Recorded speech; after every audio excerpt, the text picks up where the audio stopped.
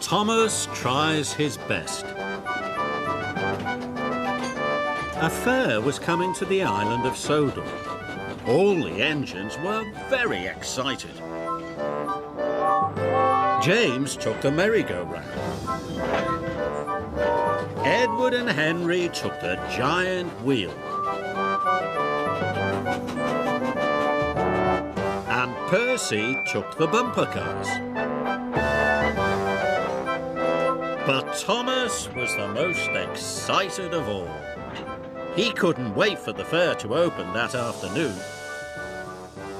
He was looking forward to seeing the children's happy faces.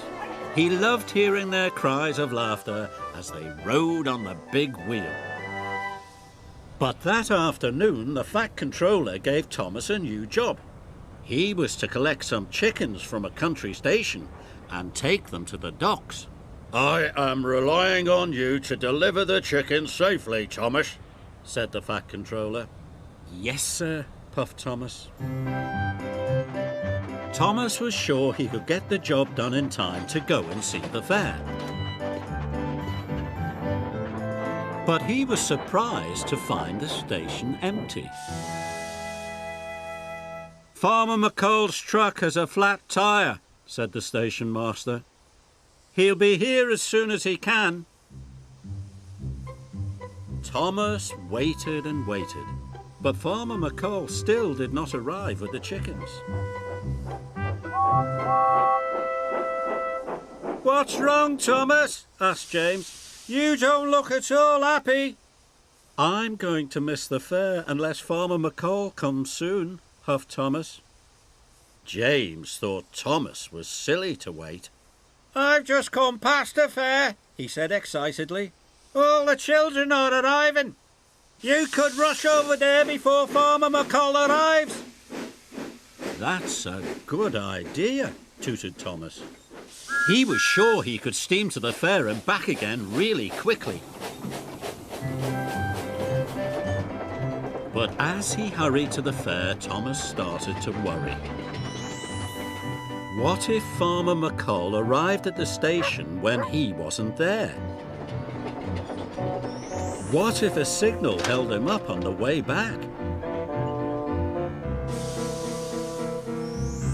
The Fat Controller would be very cross if Thomas was late. "I mustn't let the Fat Controller down," said Thomas to himself, and he hurried back to the station. Thomas knew that this job was going to take a long time.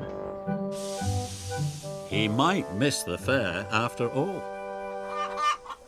At long last, Farmer McColl arrived with the chickens, and Thomas was on his way.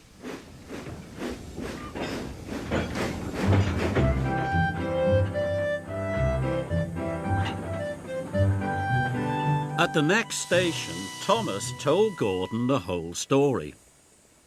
"You wouldn't have a problem if you were an express engine," huffed Gordon. "You'd go really fast and get the job done in double quick time like me. I'll be in time to see the fair." At that moment, the signals turned to green and Gordon raced off.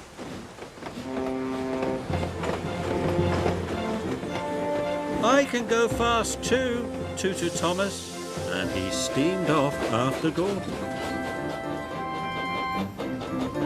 "I will see the fair, I will see the fair," he huffed and he puffed as he sped down the track. Gordon's next signal was green. He dashed through it, but Thomas's signal turned red. Thomas screeched to a halt. The chickens in the vans flapped and squawked crossly. Thomas remembered that his job was to give them a safe and comfortable ride. Going fast was the wrong thing to do.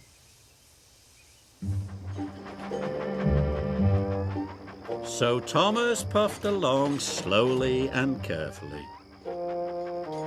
But he was sad. It was getting late and the fair was already well underway.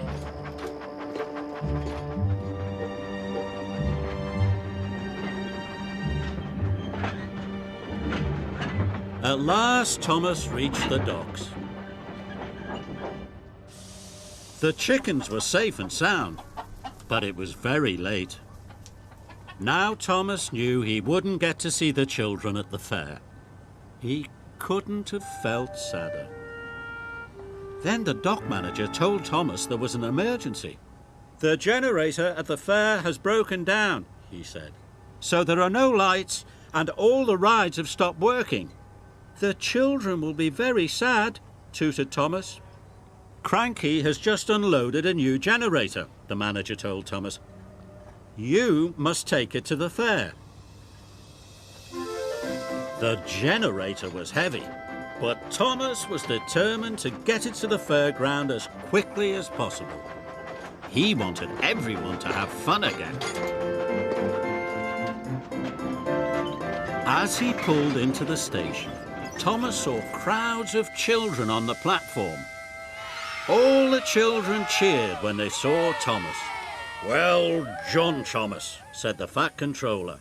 "You have been a very useful and reliable engine." Soon the new generator started and the fairground lit up again.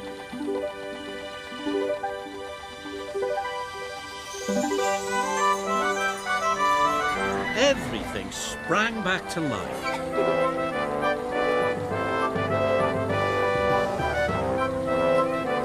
Thomas felt so proud, and he gave a long toot as he watched the children having a wonderful time at the fair.